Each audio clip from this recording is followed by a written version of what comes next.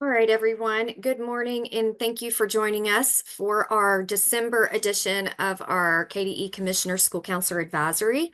We appreciate you being here today and taking time out of your schedule. We know that this time of the year can be a little challenging to get away, and so we do appreciate all the time that you've taken to be here with us.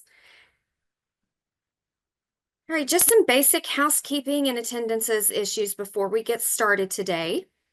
One, please keep your camera on so we can connect while meeting virtually. It's always hard to do virtual meetings in virtual spaces, although it makes it much easier for us to join. It sometimes is harder to connect. So if you can, please keep that camera on so that we can see each other and connect while we're in this virtual space. Also, check your microphone and make sure it's muted. When you come in, it automatically mutes your microphone, but we want to make sure that it stays that way. That way, there's no surprises from anyone hearing any conversations that might happen while you are in your office today. We want you to stay engaged and join in the conversation. Your voice is extremely valuable. That's why we have this group. We want to hear your input. In fact, during today's meeting, we have stopping points where we stop and we just want to hear from you. We want to get your reactions, your input on different things that we're going to present today. So we definitely want you to join in. And at that time, you can unmute your microphone and we definitely want you to jump in. Remember that our advisory council meetings, they are recorded. And so I always say this because I want people to fully know that the meetings are recorded and they are posted online. Just as a heads up, we don't want anyone being caught off guard when they see the meeting posted. All right, we are going to, before I turn it over to Santina to do attendance, I want you all to take just a second and look at your Zoom box. So that's the box that has your picture on it. If you look down there at the bottom, and you will see that it says what your name is. If it does not say your first and last name, what I want you to do is to go up and click. If you hover over your picture, you're going to see 3 little dots. Click those 3 little dots and then go down to rename and type in your first and last name. So I'm going to give you just a moment to do that. All right. Santina, I am going to turn it over to you. Are you with us today? I am here today. Wonderful. It's good to see your face. If you want to go on and take attendance for us, and I'll mute myself. And you guys, when Santina calls your name, please just unmute your microphone and let her know you are here. And if I accidentally mispronounce your name, please correct me because I want to make sure I get it correct. All right, I'm going to start with Courtney Bennyfield from Glasgow Independent. Here. Thank you. Alicia Bush from Warren County. Rachel Caswell from Fort Thomas Independent. Strauzy Collins from Jefferson County. Chesley Crane from Simpson County. Here. Got one. All right. Scott Danner from Union County. Kelly Fox from Boyd County. Yeah. I'm here. Fatima Fusen from Whitley County. Suzanne Gibbs from Corbin Independent. I'm here. Great. Thank you. Terry Hall from Boone County. John Hargis from Pulaski County. Mary Lewis from Berea Independent. I'm here. Thank you. Julie Link from Russellville Independent.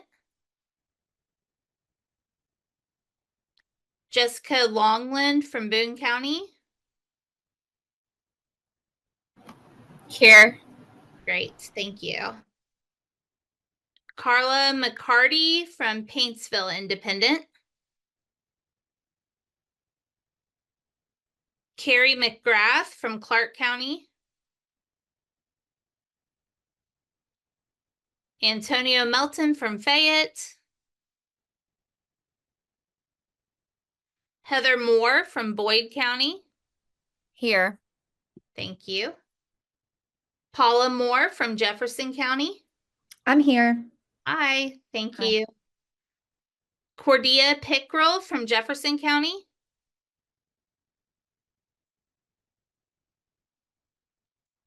What about Garrick Lee Ratliff from Craft Academy? Here. Thank you. Manija Reynolds from Jefferson County.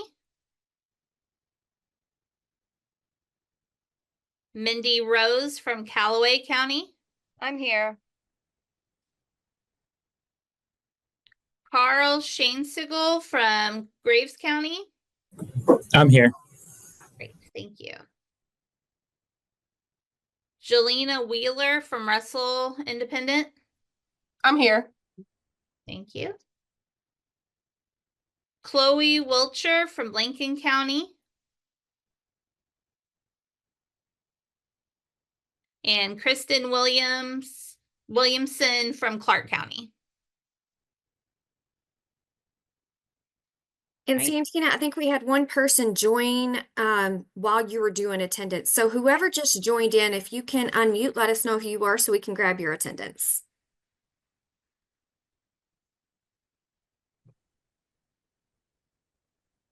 Maybe their audio's not hooked up yet. That's okay. Santina, will you remind me at the very end of the meeting today, before I release everyone, to just double check to see if anyone else has joined in so we can grab their attendance? Sure will. Thank you so much. Yeah. All right, yesterday I sent out the meeting minutes from our September meeting for you guys to read over. We need someone to approve those minutes, and then we'll need a second. And if you can just say your name beforehand so Santina can grab that and put it in our minutes. Do I have someone that'll approve? I approve them. Carl Shainsigal. Thank you, Carl. And a second? Mindy Rose, second. Know who it was, but I saw Jessica's face light up in green. So the second will come from Jessica Longland. Thank you so much. All right, I'm going to go briefly over the agenda for today. So if you can take a peek here, I sent this out as well. So our agenda, again, for those that joined us just a few minutes late, remember that today's meeting is being recorded and will be posted on the KDE website. We are going to hear from Dr. Woods Tucker here in just a minute, and then we're going to learn about some updates from Kentucky United We Learn with Karen Dodd. Then we're going to hear more about the Kentucky Civic Seal and how that really impacts students from elementary all the way through high school. And then we're going to have a discussion around the school counselor use of time. And I have some different options to help you all give feedback on that. And we'll go over that later. And we'll end with any questions and additional feedback that you have and our meeting adjournment. So we do know that today, December is rough to do anything. We know your kids are hopping. And so we want to make sure that we honor your time. And we just appreciate you being here with us today. All right, so with that, I am going to start us off with the welcome inclusion activity. So we're going to talk a little bit about Seeds of Impact. And this is something that we do quite frequently as school counselors, but I want you to take a moment. And if you have a piece of paper, you can jot this down. I want you to think about as this calendar year comes to an end, and we know this is the first half of the school year, but as the calendar year comes to an end, I want you to think about a moment when you felt that you really made a meaningful difference in a student's life. I know you have lots of those, and sometimes we don't know that we've made an impact on a student until years after they've left us. But I want you to think about when you made a positive impact on a student, or you supported a colleague, or contributed to your school community. So just think about that for just a few seconds.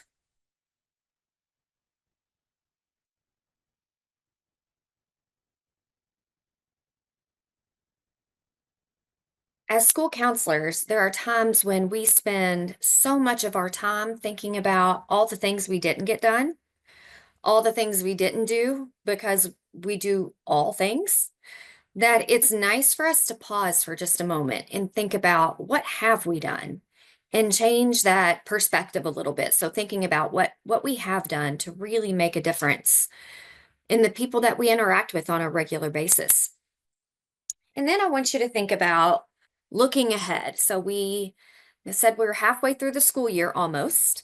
So thinking about the second half of the school year, the rest of the school year, how can you continue to plant seeds of growth and support those that you serve?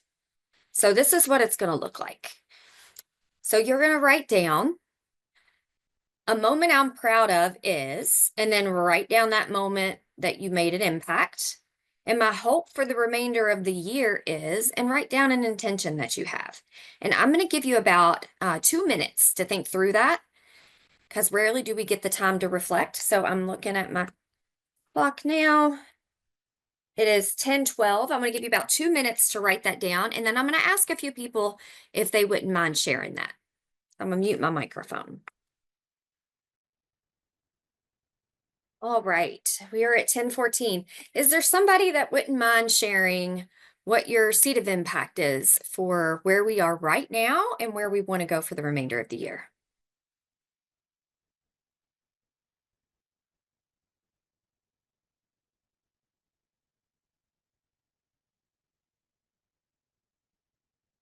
Have exceptional wait time, y'all. I will share. This is Suzanne Gibbs from Corbin. Thank you, Mine is regarding a specific student that I worked with. He is a third grader, and he's got lots of barriers. And so being able to collaborate between his homeroom teachers, our youth service center, his community mental health therapists that are housed in our schools, and then our district support, we were able to meet some of the family's needs. He struggles with both attendance, academic achievement, and then also when he is at school, staying engaged. And so building some incentives for him, we could see the impacts with mental health. We can see it with his engagement. We can see it with his readiness to come to school. I feel like those seeds of impacts have went out and changed things, not only for him, but for his family. And so, so that's one that kind of warms my heart when I think about just all the collaboration that we did and the fact that we have hopefully planted some seeds that will help him this year and then next year as well. That's Suzanne. And it, I think you highlighted very well how much work can go behind the scenes.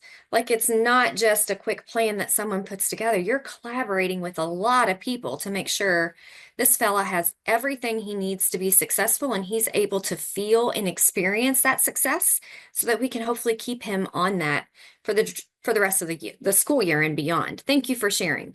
One more person, would you mind sharing out what your seeds of impact are?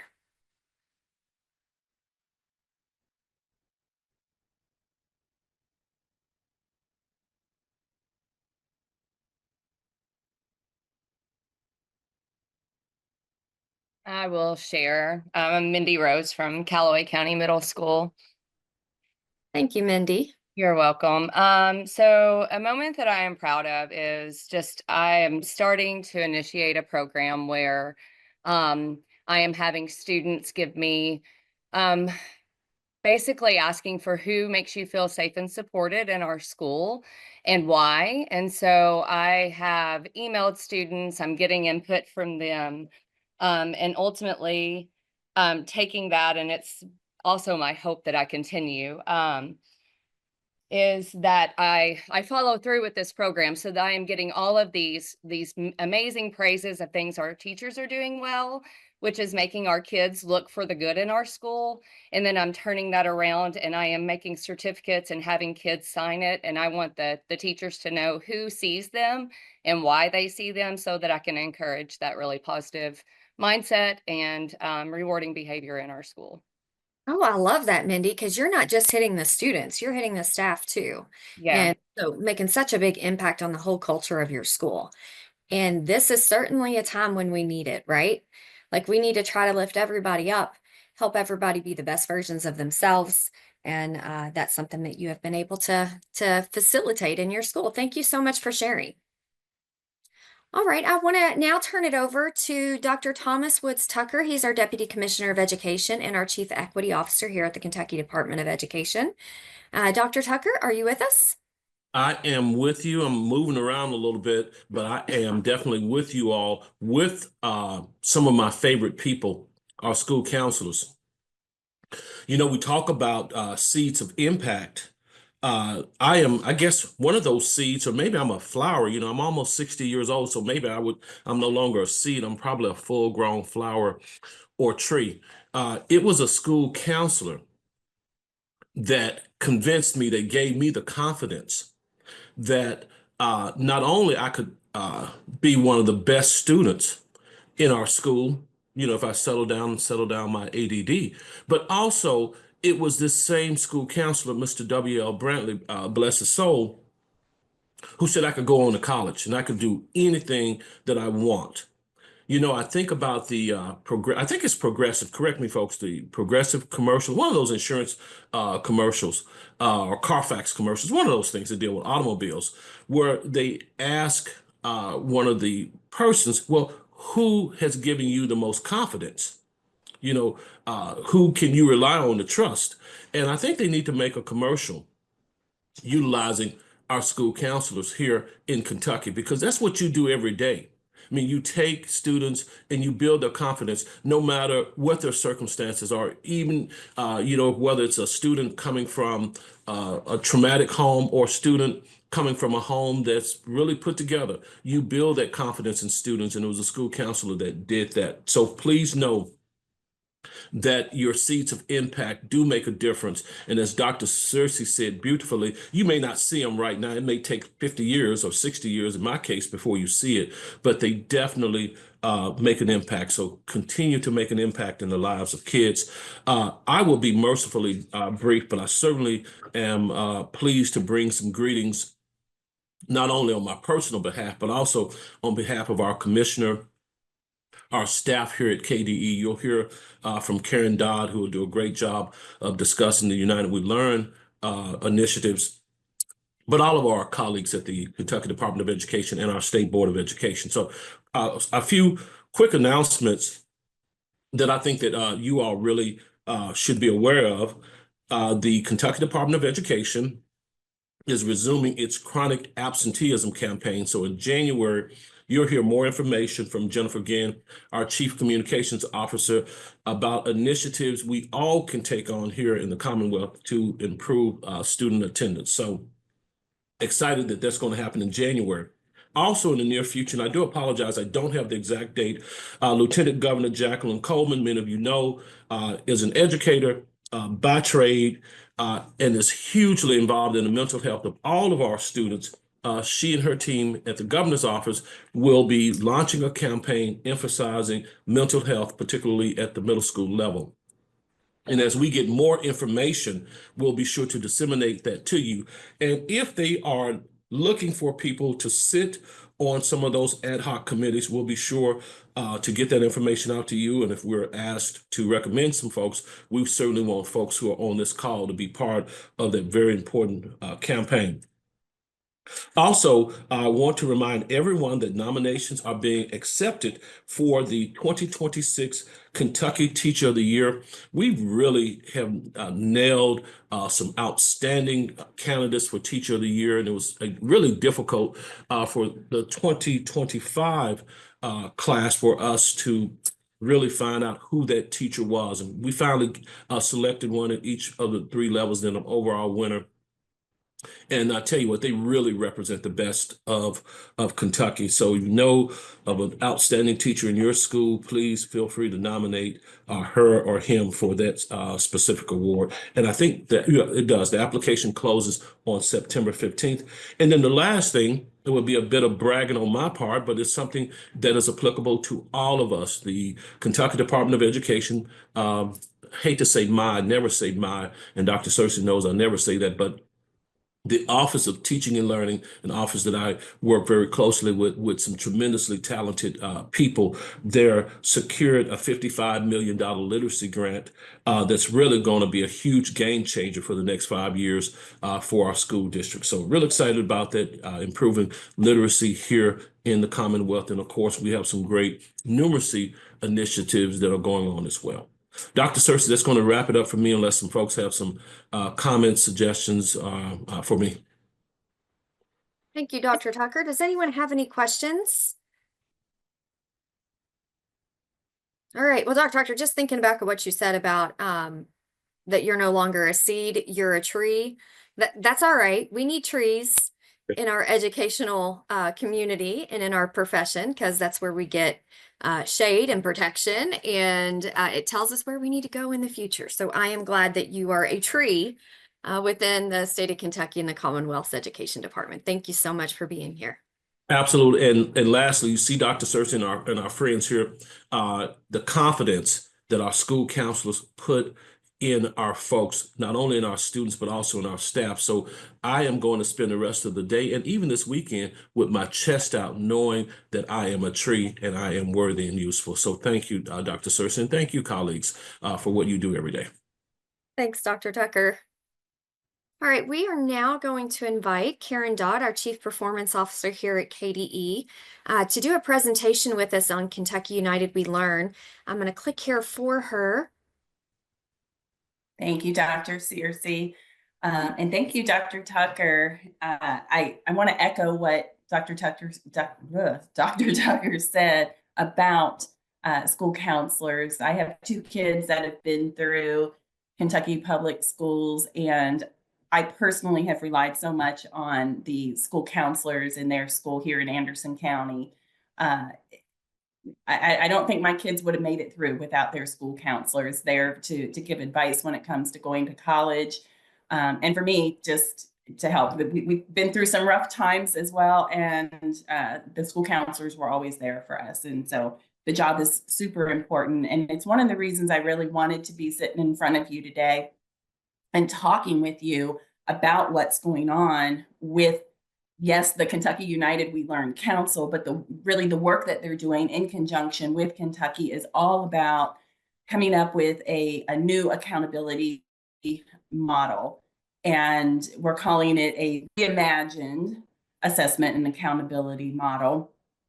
This work started really 3-4 years ago. But the council has been in place for just over 2 years. You can go to the next slide. I have on this next slide a roadmap, I believe. Nope. This is going to tell you who's in charge of the council. We do have a chair and a vice chair. So Penny Christian is our chair. She's been very involved with the PTA and just recently became a school board member in Fayette County. But she's been involved with KDE as a volunteer for many, many years now. Jim Flynn is our council vice chair. He's the executive director of the Kentucky Association of School Superintendents and is was a superintendent before that. I oversee the council on behalf of KDE. Now you can go to the next slide where I believe I have my roadmap. Yes. So this is going to tell you kind of it picks up where the Cool Council was just about a year ago, because that's when we developed this particular roadmap. But the work actually started, like I was saying, about 3 or 4 years ago. We did a listening tour, and this was under Dr. Glass when he was our commissioner, trying to figure out what is it that Kentuckians want in education in Kentucky. Pardon me, I'm a little under the weather. So we got lots of feedback. We had a whole team of stakeholders that came together and looked over that data that was collected from all of these town halls that were done. It was in 2020, so they were all virtual, but we collected a ton of feedback from all of those. And then the council was formed to determine what could we do about all that stuff that we collected. What are the biggest problems? And so what the council came up with was one thing that we needed to move forward with that kind of encompassed a lot of the other things, not everything. This doesn't solve all of our problems, but it took about a year to hone in on what it is that they wanted to accomplish as a council. And so they were asked to put together a moonshot. And that moonshot is what you see in green here on this. To build a prosperous Kentucky, we will launch an accountability system that is meaningful and useful to all our learners. So that really was the beginning of the work of the Cool Council. Cool for Kentucky United We Learn, KUWL, cool. So through all of this work, we started putting together prototypes of what a new system might look like. So that's where this roadmap starts. We ended up with 4 different prototypes. We have been talking to legislators about this. We even have Representative Tipton as part of the Cool Council. Other members of the General Council have come to many of our convenings that we have. So they have been listening in. This is important to them. Then we went through this whole study phase where looking at those prototypes, what have we gotten right? What have we not gotten right? Now we're at this point where we have what we're calling a framework. So we had version 1.0 of a framework that went to the board just a couple of weeks ago, the Board of Education, Kentucky Board of Education. They gave us some feedback. And we're still in conversation with all of our members of the Cool Council as well. So there's this whole, when you see those white arrows, those are all areas where we're continually getting feedback. So it's not a one-time thing. And we wanted to make that really clear on this roadmap, that it's not just a hit it once and move on. There's a lot of iteration that's going on throughout this process of creation. And we are continually trying to get feedback from more and more stakeholders. And so that's what I'm here to get from you all today. One of the things that we have done is create a definition for vibrant learning experiences. And it's really all about creating something where students feel engaged. What might that look like? And so as we think about that, the other big part of this new reimagined system that we're talking about is all about local accountability. This is kind of the biggest change, I think, that you would see, and really where we're wanting people to give us even more impact, because this is the piece of the accountability model that's going to look different for everyone. When we talk about local accountability, we're really asking each district or each school, each community, what's important to you? What does success look like for your students? And so that's what I'm really trying to get at today as we talk about this. You can go to the next slide. We met in October. This was our last convening. And so we did talk about, we were still on the prototype 4.0 at that point. We sent out a survey for people to look at that prototype. We got a lot of feedback on that. And so we were sharing with the council the feedback that was received on there's 4 different parts of it: assessments, state accountability, federal accountability, and reporting. So we shared all of the feedback that we got through those surveys. We also had a team of people that went out into 36 districts. 18 of those are local laboratories of learning.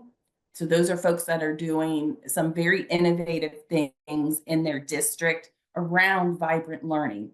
So we wanted to talk with them, but we also wanted to talk to other district people who aren't on that leading edge or on that bleeding edge of innovation.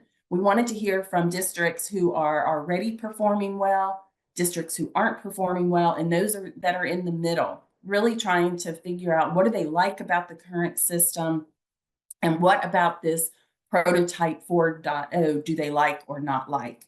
So we shared all of that feedback with our council members as well.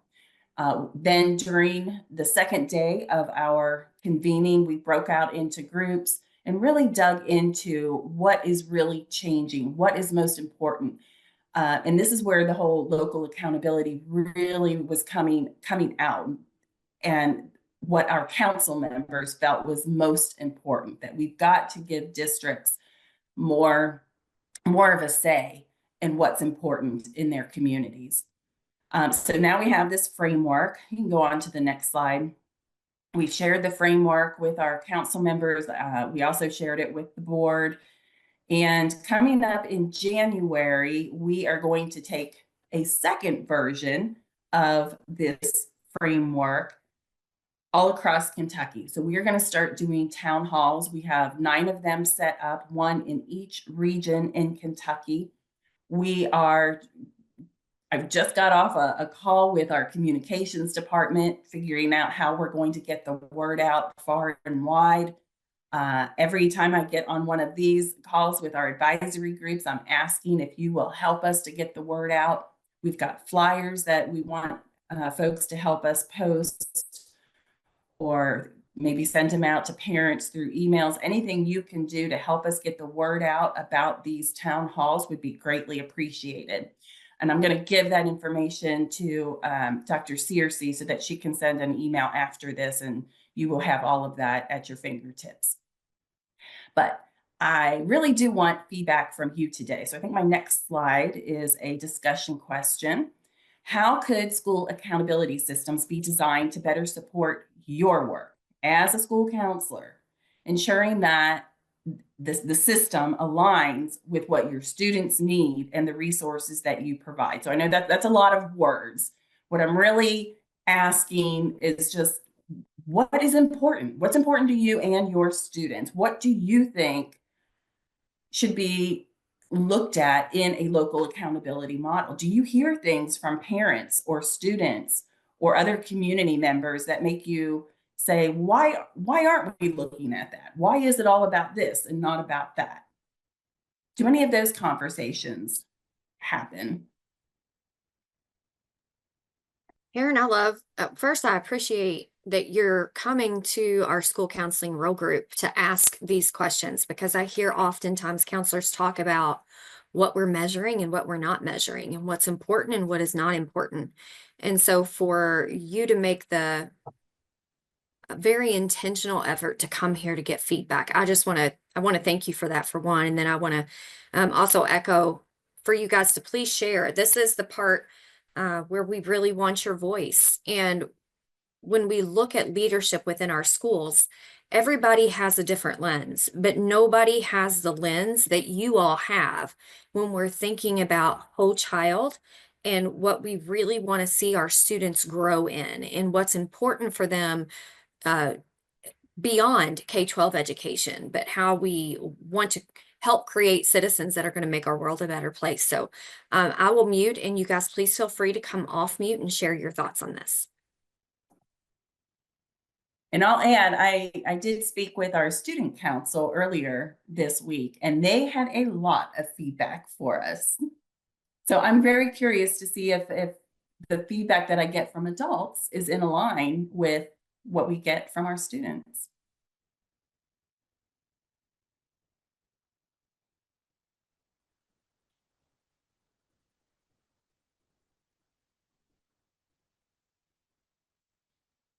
It's always hard being the first one to jump in. Karen, can you kickstart us and maybe just give a couple of the recommendations that the students gave? Because I was in that meeting as well, and they were just rattling off some really powerful suggestions. They did. Going back into my notes here, but what's coming to the top of my head, ties to the real world were important to them. So not just that test. And that's what we hear from adults too in most situations. It's not all about a test, right? But students want their learning to matter. They talked a lot about co-ops or internships and being held accountable for that, for what they do, making a difference in the world, and to be prepared for college. But I really heard more about just being ready for life and feeling like they're not just sitting in a desk, but that they are truly making a difference. So that was a lot of what they talked about. They talked about community service. They talked about hands-on education. One person, which this one's kind of surprised me coming from a student, but one comment was too much supplemented through technology. They felt that they're being put in front of a computer or a laptop and being told to learn through that, as opposed to, I think what they really want to move to is this more hands-on stuff. So it made sense when it was explained that way. But at first I was like, what, less technology? Don't hear that a lot from kids, but getting out into the real world and doing something, that was so encouraging me to hear a student say that. We also talked about how will your parents know, or how will your community know that your learning is changing, that we're not doing a sit and get anymore, that if you are doing more hands-on stuff, that it's making a difference. And they talked about things like um, the projects that include parents. That way they felt like their parents would be engaged if they were able to include them in some of their projects. They talked about academic competitions, things beyond a rubric. Schools need to communicate better, invite parents into the school, educate parents on the new kinds of things that they're doing. So all of those kinds of things were what we got from them. Does any of that surprise you?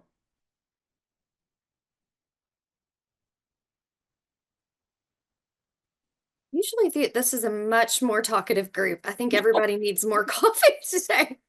I was gonna say, my name's Heather Moore. I'm from Boyd County. I was gonna say that the technology, the limiting the amount of technology and the supplemental technology programs that are being utilized is shocking, because generally we see our kids wanting to use more technology, especially whenever with the accountability and the assessment with writing and things, they prefer to type it and stuff like that. So that is eye-opening, and I think humbling and an important conversation to have, because we would like to see more hands-on activities.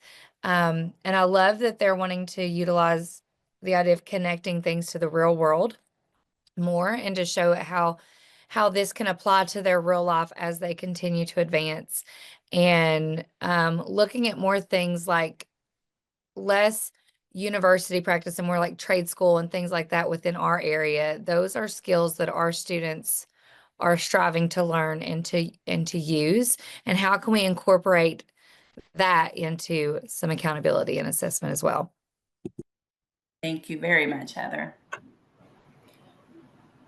I was going to add that a lot of times, like, we hear about like upper level, like high school, middle school, but I think that leadership and community can be started at the elementary level.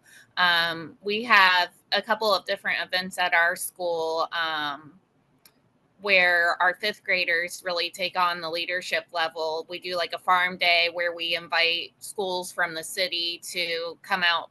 Our school is in a more rural community, and the fifth graders lead that, and they teach the city kids about like the different like agriculture and farm, and then they do a presentation for their parents on their leadership. So I think like just thinking outside of the box and coming up with things to start that learning and hands-on earlier in their career can help them as they move forward through school. Yes, I love that, Jessica. And you hit on really every single one of the things that the kids said, because it's outside of the box, it's outside of the classroom, it involves the parents, hands-on. Yeah, absolutely. Thank you for sharing that. I wanted to piggyback off of what Jessica said as well. Sorry, Heather Moore from Boyd County again. But we do house systems here at our school at Ponderosa Elementary, and I am an elementary school, and I agree leadership is a huge component of what we do with our house systems. And our fifth grade students take on leadership roles to where they organize different programs, or they will lead assemblies and things when our parents are in the building. They're the ones that are heading off the entrance and greeting them and creating ways to connect our community and our parents with our school. And just on a personal note as well, I have two children of my own. One is advanced and accelerated in a lot of his educational goals and aspects. It comes naturally to him. But with my daughter, it is not. And her scores on state testing have always been fairly low. And she's in fifth grade now, and she's getting to an age where she is realizing that. And it's starting to cause a gap in her confidence level when it comes to her academics. But she is also one of the hardest working children that I've ever seen.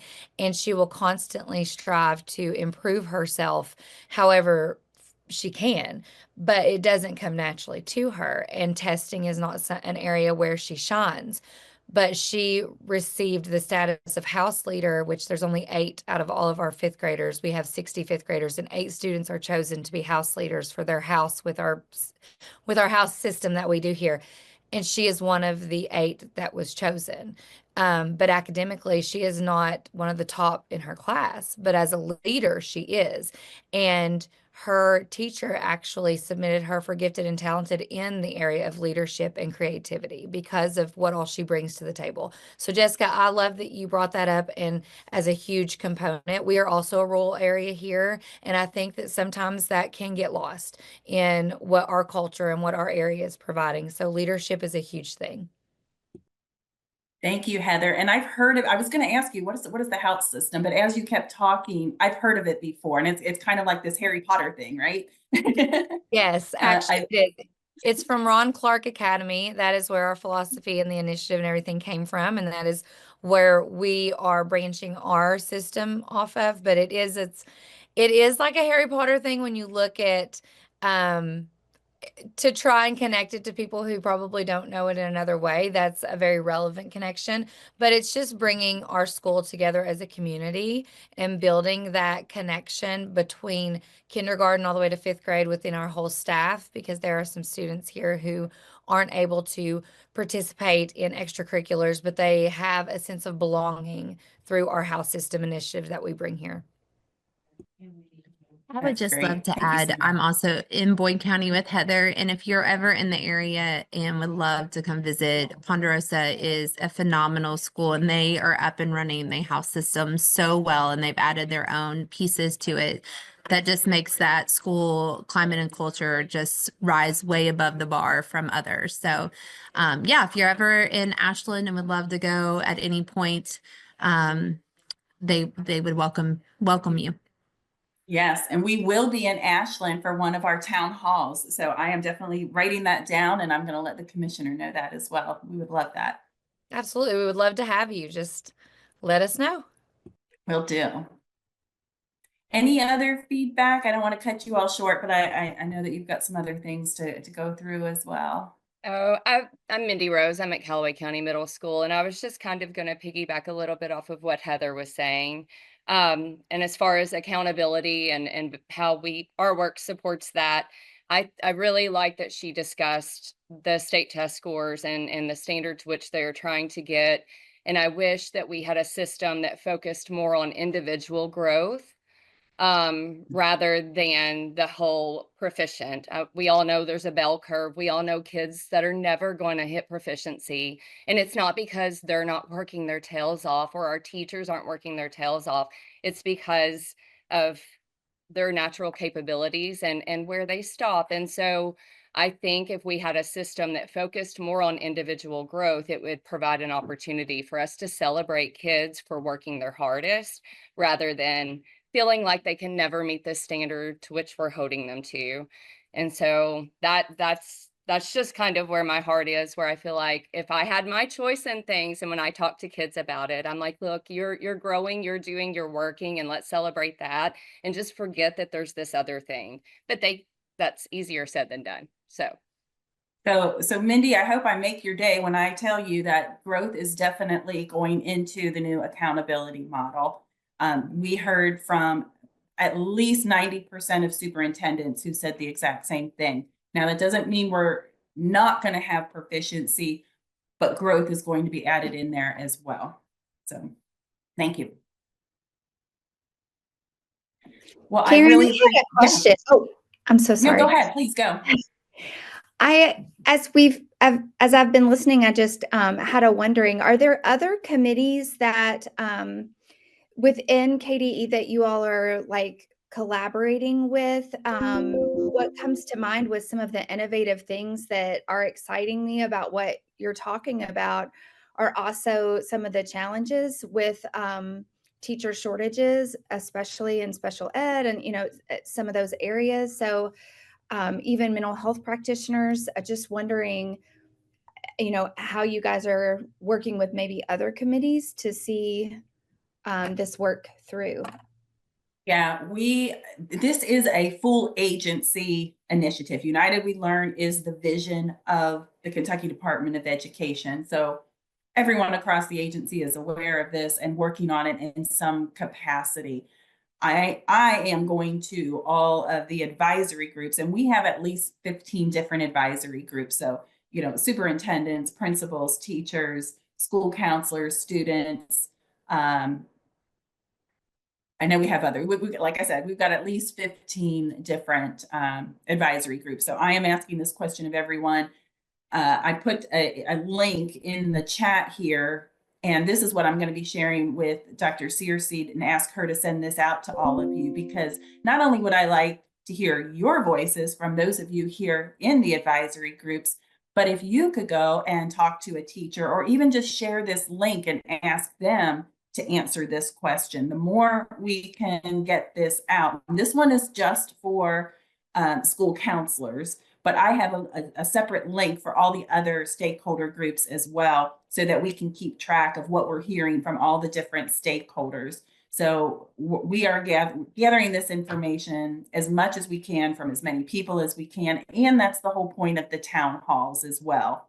We're going to be inviting educators, students, the council members, the United We Learn council members will be there.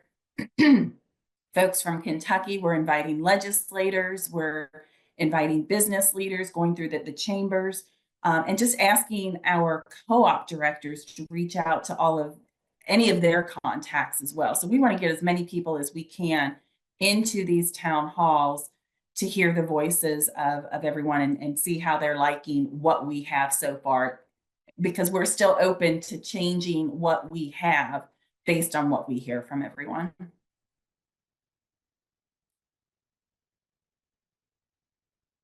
I really appreciate all of the feedback. I will get this. I don't know if you all can even click on this link, but I do have it in the chat. And again, I will forward it to Dr. Searcy, along with the list of all of the dates and times of our town halls. They are all going to be in the evening, 5 to 7 p.m. local time, wherever you are. But we will get those locations and dates out to all of you. And if you could share that information and come to a town hall, we'd love to see you there. Thank you all so much for your time. Thank you, Karen. We appreciate you being here today. Absolutely. All right, up next, we have Carly. Carly, I am afraid I'm going to not pronounce your last name right, so please correct me. Muterites? Mutertes. Mutertes. Okay, I was a little off. But she's going to talk to us today about the Kentucky Civic Seal. And Carly, if you want me to, I can drive your presentation, or would you like to drive?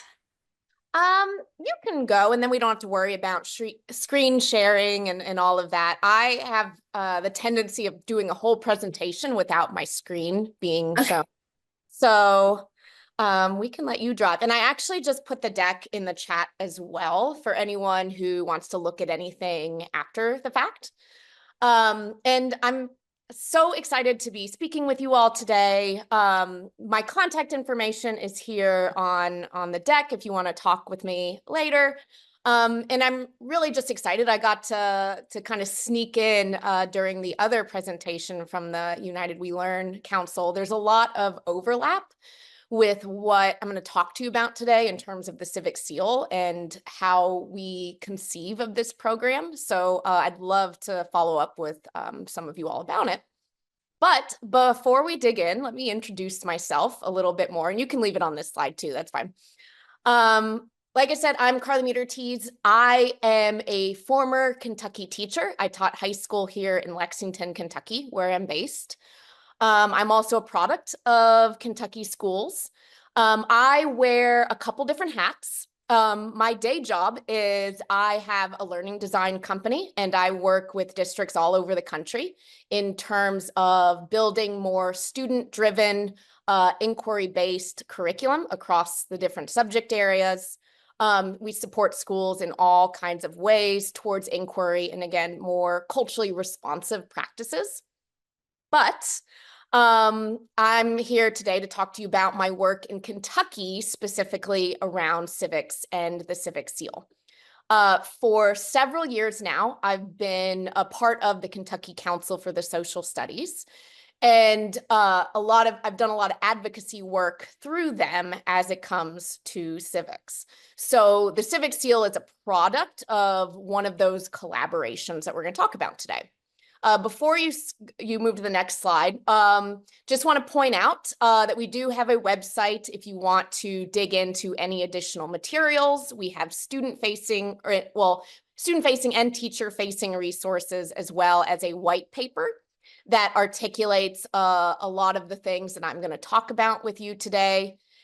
And I know it's getting a little close, but we do have a mini grant program for the Civic Seal. The applications are due December 21st. So if anything I talk about here resonates with you or might be helpful for a teacher in one of your schools, please be encouraged to apply for that or reach out if you have questions. But that's enough introductory information. Let's dig in.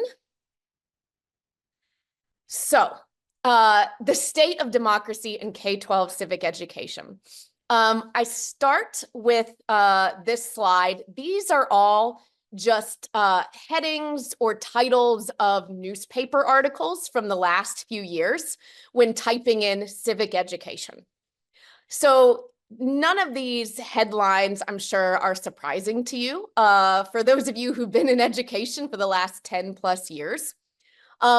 When people talk about civic education, whether in Kentucky or across the country, you see a lot of these terms of the crisis of American democracy. Democracy is in peril, the threats facing democracy. It's one of those areas where everyone agrees there's an issue. However, if you look at the green box, civic education, despite the fact that it's one of those things that you can get everybody to agree is important, that it remains significantly underfunded as compared to other subject areas. So I ask the rhetorical question, why are we trying to rebuild civic education and democracy with the same old bricks? Why are we trying to keep doing the same stuff instead of thinking about what does civics and democracy building need to look like in the modern era? Next slide.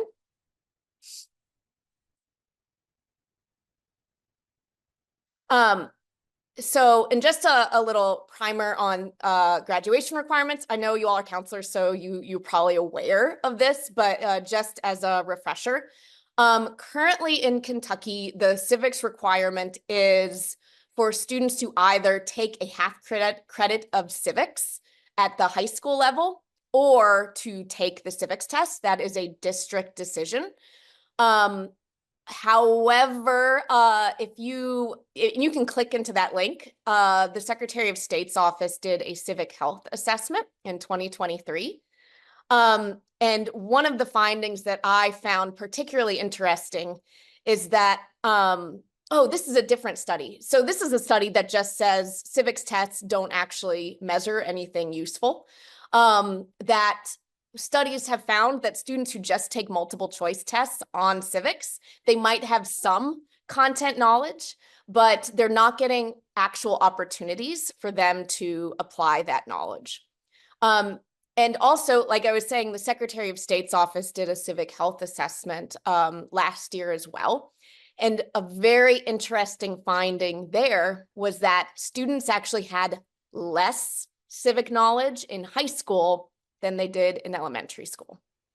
So what we're doing hasn't been increasing or enhancing student civic knowledge. The Kentucky Academic Standards for Social Studies do call out civics, K-12. However, how are we using those standards to support student-driven application of that work? And one thing I'll want to call out here is that civics is not just something that happens in social studies classrooms. When we talk about civics, we think about it very holistically, very in line with some of the things you all were talking about in the previous section about deeper learning and competency-based assessments. That civic learning is about being an informed participant in one's community. So that means that science class can be a civic space. What you learn in science should be to have information to apply to real world questions and scenarios to make the world better. Knowledge can be weaponized or it can be used for good.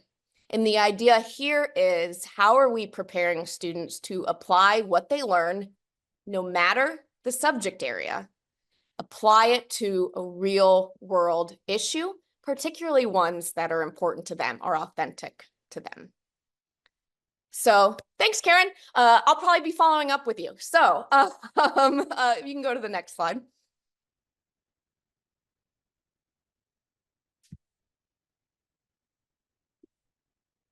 Oh, there we go. So in sum, state level requirements are limited. There are few opportunities for students to be the drivers of their civic participation.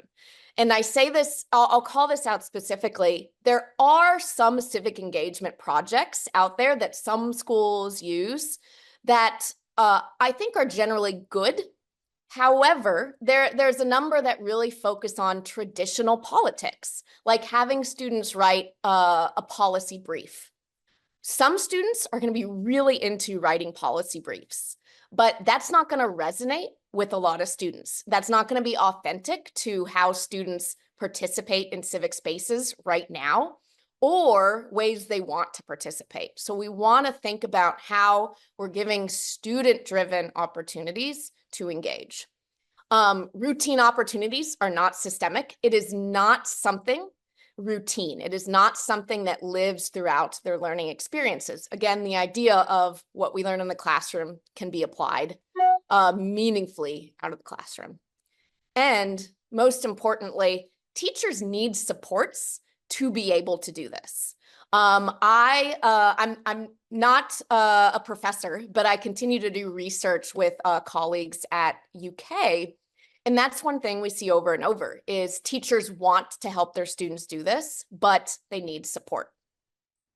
Next slide. So with this context, my colleagues at the Kentucky Council of the Social Studies and I decided to really lean into supporting civic education. So several years ago, we founded the Kentucky Civic Education Coalition.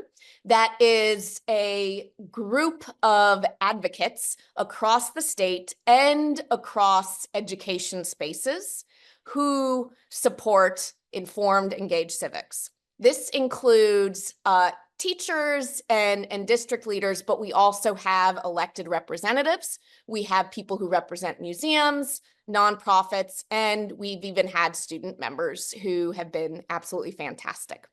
And notably, you can go to the next slide now. Our notable member of that group is Kentucky Secretary of State Michael Adams. So we developed this SEAL program as one step towards addressing some of the issues that I surfaced in a previous slide.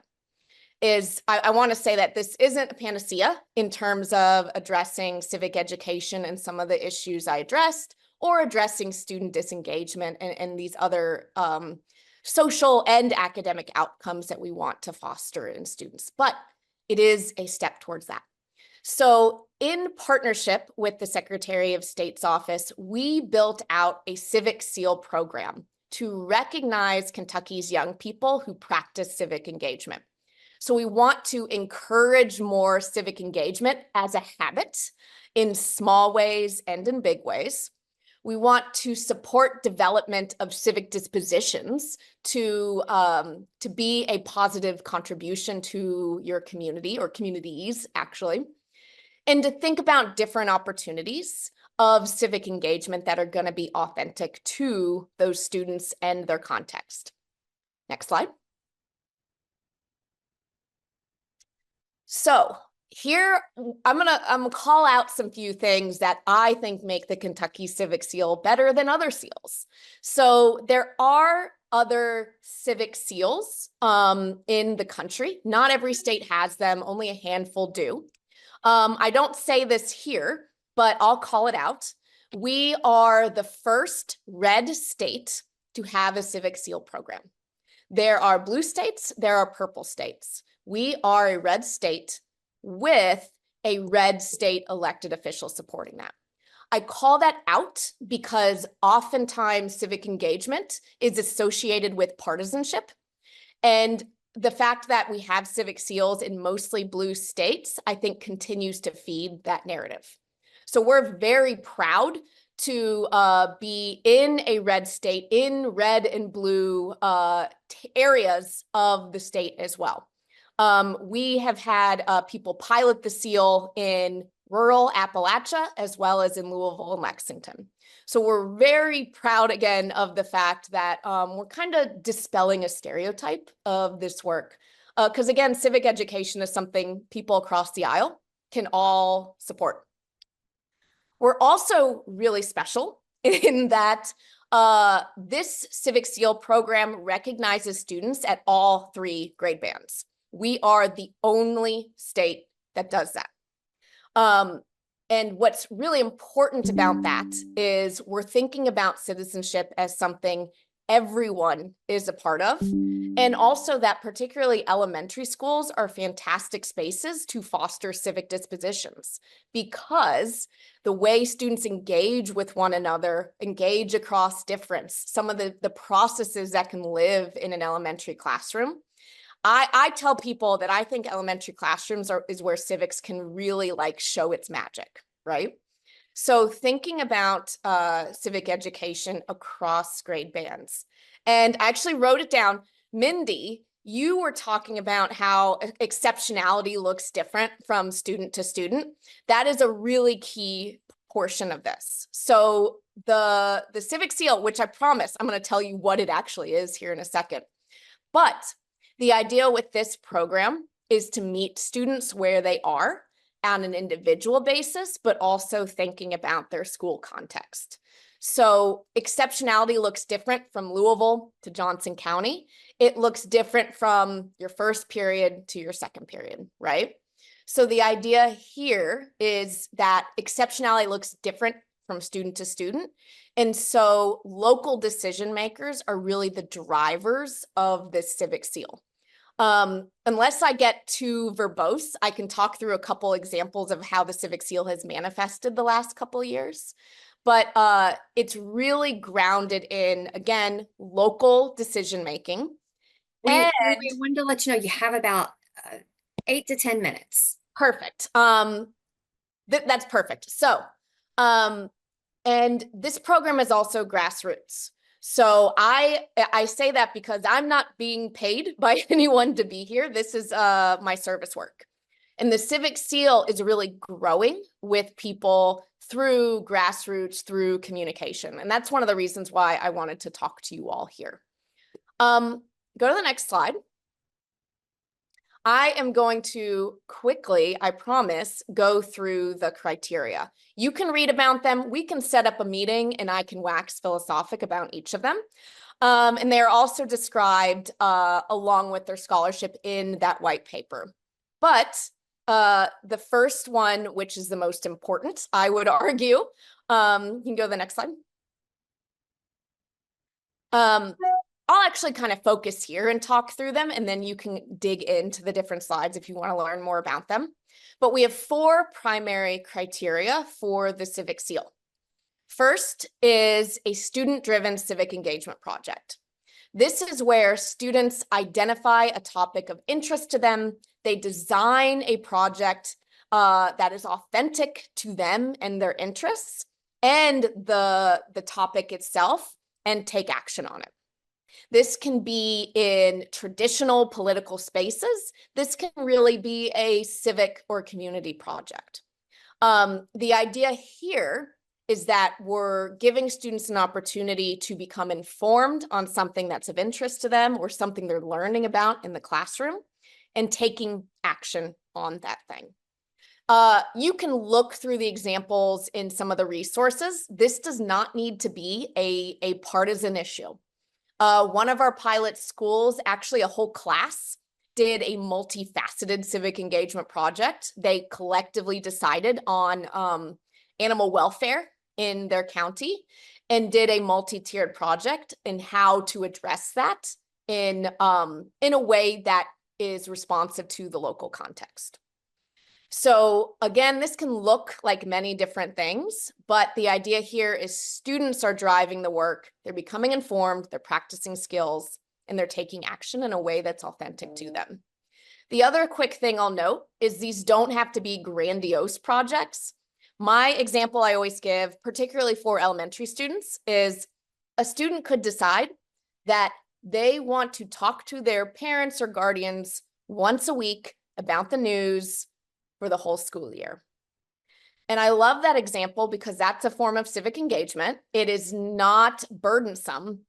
And if all of our students did that, how would that transform the classroom? So that's the idea here. Doesn't need to be huge, but it does need to have that informativeness, and it does have to address the issue that they desire. Quickly, the second criteria is governance and democratic principles. So essentially applying knowledge of community or government, if it pertains to that, through their project. The third criteria, this is the only state civic seal that calls out information and media literacy explicitly. But again, the idea here is that students are not just taking action on something that they, in an uninformed way, but that even if they have some knowledge, they need to do additional research, they need to evaluate different perspectives, and they need to synthesize that in their work. So scrutinizing information very explicitly is a part of the seal. And then lastly, self-reflection. So I think I'll pause here. I can say that we've had several places pilot the seal in several schools now who are doing the seal across the state. Notably, I said Johnson County, they actually have a full course dedicated to the civic seal. So that's one way we've seen it live. Here in Lexington, one of the high schools has its own civics club. So they're doing civic seals through that extracurricular. We have a 4th grade classroom here in Lexington that's a part of their social studies time. So the civic seal can live in different ways depending on the classroom context, depending on the school context. But again, the idea here is we're addressing this larger issue of civic education, but really importantly, giving students an opportunity to drive their learning and reinforce the meaningfulness of school. Take a breath. Now, if I have a few minutes, can I take any questions? Great. Absolutely, you sure can. So if you guys have any questions about the civic seal or what even a seal is, if you're not familiar with what a seal is, please feel free to ask Carly. Well, I can say to that, I once did a presentation on this and with some teachers, non-teachers, and halfway through someone said, wait, you're not talking about the art seal? So no, we're not talking about the animal. Students who receive the seal get a certificate from the Secretary of State's office.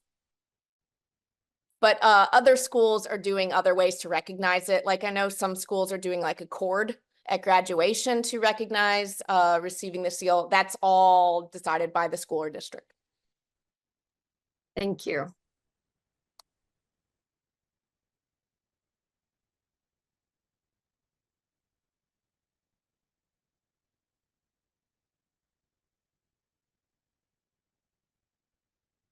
Carly, I think your presentation really aligns well with the presentation that we heard right before you. So thinking creatively about how students can show growth in a particular area, be involved to make the world a better place, like what that can look like within our community, and get students authentic opportunities to tap into their own interest and community engagement. and civic engagement.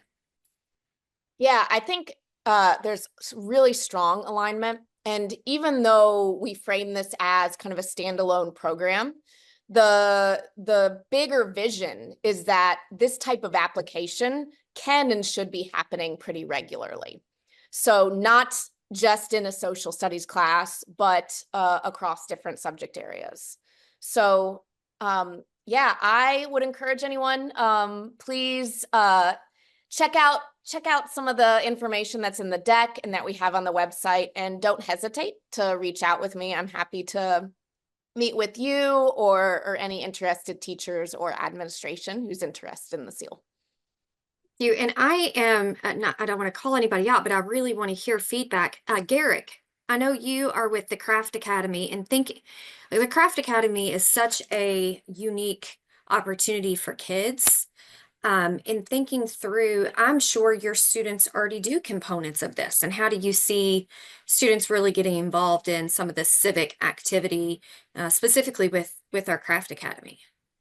Well, we have students that they have to have service hours in order to graduate, 30 service hours to graduate. But we also have an honors and honors with distinction. They have to get 60 hours of service while they're here, or 80, they get one of those honors. We have a student government that get involved with, and because they're involved with our student government, they're also involved with student government here on MSU's campus. We actually have a representation on that. So we try to get them out into the community as much as we can to be, in civic areas and things like that. One area, and I can't think of it, we have Interact Club, which was with our Rotary Club here at Round County. And they work with them to do fundraisers, to do, and actually go to town meetings and things like that. So we try to get them involved as much as we can.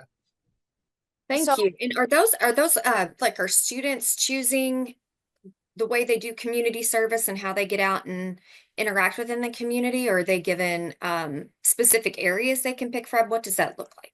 Oh, they can pick areas, or there's some things that come up that we say, hey, we need volunteers for this. Or there's certain things that we already have established that they can go and do and things like that. So all of the things you listed can be really smooth pathways to earning the seal. Oftentimes when I talk to teachers and administration, it's what are you already doing? And there might just be a subtle shift to really lean into the principles that are here, particularly with community service. When I was a teacher, my students had community service hours, and it was often just mindless and uninformed, right? Like they were told to bring cans, and their parents gave them cans to bring. They don't know why, they just know that's what they're supposed to do. So the idea here would be just to have an extra component that requires them to think, why am I volunteering? What am I contributing to? And have just a more informed approach to service hours in a way that isn't necessarily time intensive, but does have like a shift cognitively in terms of the intentionality of their actions.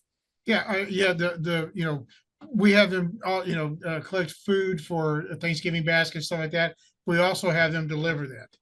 And I always tell the story of my senior year when I was in high school. My junior, senior year, I was in Key Club, which is a component of the Kiwanis Club. And we always did a toy drive. Well, students delivered those toys on Christmas Eve to families. That was the most impactful thing till today, and that was 30 plus years ago, that I still talk about today. I said that impacted me more than anything else in high school, to see those, to deliver those, and kids come to calling you Santa Claus. And the biggest guys that, there's 4 of us that went, and just one, but we had a whole group. The guys coming out just bawling their eyes out, going back and going, we only had to deliver one family, but we went back and wanted to deliver more. And it's that impact that changes everything. And, it influences. We want that to be, we just don't want it. Here's a can and walk off. We want it to be meaningful and have some kind of, just be more meaningful to them in their life, and say, okay, this is what service learning does. This is what, being, service to others. This is what it means. Yeah. Yeah, and I think as we think about post-secondary institutions, they're looking for civic-minded people to join in their institution of higher learning, programs, whether it be middle school programs or high school programs, they're looking for students that are civic minded, scholarships and opportunities, ways that we can help students make connections with the world around them and be more involved in our communities. I love every part of this. And Carly, I thank you for coming and presenting to our group today. Yeah, thank you all for having me. Carly, I'm sorry. I just wanted to reach out really quickly. I am on the committee for a program we have here with the Northeastern Chambers of Commerce. It's our youth leadership, and we have 41 juniors from within our region who meet monthly to go and participate with different organizations within our community. It is highly focused on civic duties. I would like to reach out with you, not on here, just with our director, who is the lead of our committee, to see how we can maybe apply this with our 41 juniors that we have, so they can take that with them as they proceed throughout their high school career. And then we could maybe honor them. We have a graduation at the end of our youth leadership, and we can honor them with the tassels or something for them to have if they receive the seal. So thank you for presenting this. I really love that idea. I'm going to reach out with you through email or something and talk more, but thank you so much. Yep, that sounds great. And just to emphasize, if you all are already doing these kinds of activities that lend itself well, that's perfect. So I'm happy to brainstorm ways to orient existing programming to make it more civically minded and earn the seal. My dream is for all Kentucky students to have this opportunity. And Carla, when I think back to working with our student advisory committee, what I often hear students say is they don't necessarily like the world that we have given them, and they want to make it a better place. They want to take actionable items and make change to make our communities better and stronger. And really go beyond just reading or test taking. They want to do. And we heard Karen talk about that as well. And as school counselors, that's something that really speaks to our heart, is we want to empower our students with those opportunities. So thank you so much again for being here. Yep. Thanks for the time. Uh-huh. All right, you all, the last thing we're going to do today is we're going to talk briefly about the mental health professional use of time. You guys should all be familiar with that at this point, but just in case you are not, this legislation really was a part of the school safety bill. When it first came out, it was, how do we make our schools a safer place? And of course, people instantly went into weapons detection and security officers and all of these different pieces. But then we step back and our legislators would say, okay, if we want safe schools, kids have to have a mentally safe space to learn in. So we really want to know how our mental health professionals are using their time. And so they added a mandate that requires superintendents to report how their mental health professionals use their time. Now, as I mentioned at the beginning, all of our advisories are recorded and they're posted online. And so I know that some people may answer differently to these questions if they felt safe to do so. And so in addition to having discussions around this, I'm also going to drop in the chat. Let me get out of here real quick. I'm going to give a confidential, I'm not collecting any type of identifiable information because I really truly want, you can see here, I'm not collecting email addresses. I really want to get your feedback on what this looks like for you as a school counselor. So give me just a moment. I am dropping that in the chat box. And I will include it in a follow-up email as well. But I'm going to walk through the questions. We don't have time to give feedback in this setting, but I want to walk through the questions to make sure that they make sense to you, and then give you an opportunity to fill out that very quick form. So the first one is just how familiar are you with the requirement to track and report the use of time for our school-based mental health professionals. And that's not just school counselors, that's school psychologists, social workers, your mental health counselors, like maybe you have your licensed professional clinical counselor, anyone that's in that mental health realm that the school district pays for. The second question is, what method or tools do you use currently to track how you spend your time? So that could be anywhere from a form that you've created, a spreadsheet, and maybe you use SCUDA, the data collection tool specifically for school counselors. Like, how do you currently collect your time? And there is an option on there that you don't. Like I said, I want to get a good representation from our group, but I want to do that in a safe way. What challenges do you face when tracking your time? Now, this is what I hear most frequently from counselors. I run from the time I get there to the time I leave. I often don't even have time to go to the restroom. So what challenge I face with tracking my time is time, coincidentally.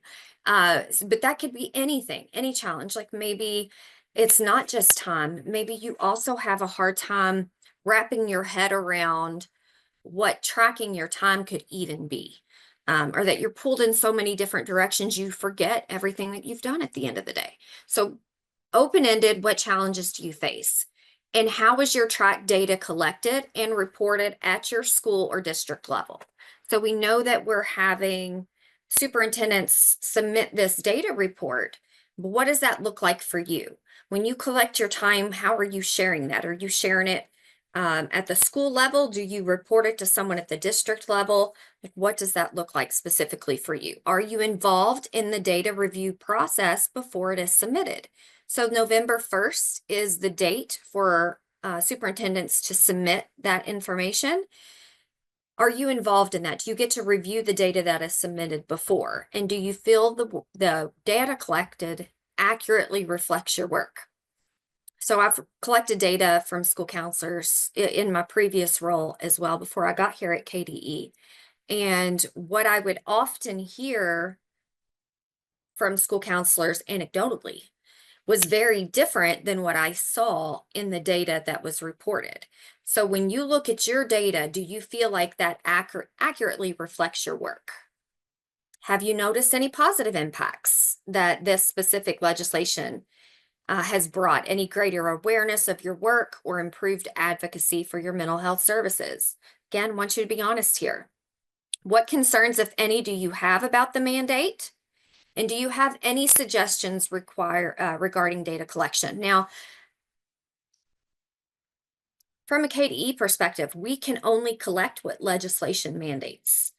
But that doesn't mean that you guys can't do more with your own personal data collection and how you share that with your school community, with parents, with the community at large.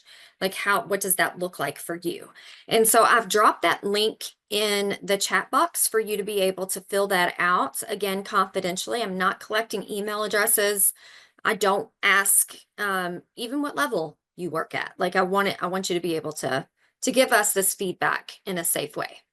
So before we wrap up, we have about 3 minutes left, and I know we're coming very closely. We're coming up on our winter break. And I said this, if you were at our school counselor summit last week, I said this here too, but I also want to say it in this space as well, in case you were not able to join in on that. Rest and rejuvenation are two very different things. And when we think about this 2 weeks that we have coming up, give or take a few days, it's important for us to go beyond rest as school counselors. Rest is we're just taking a minute to do nothing, to pause. It's just a state of inactivity. But rejuvenation is very different.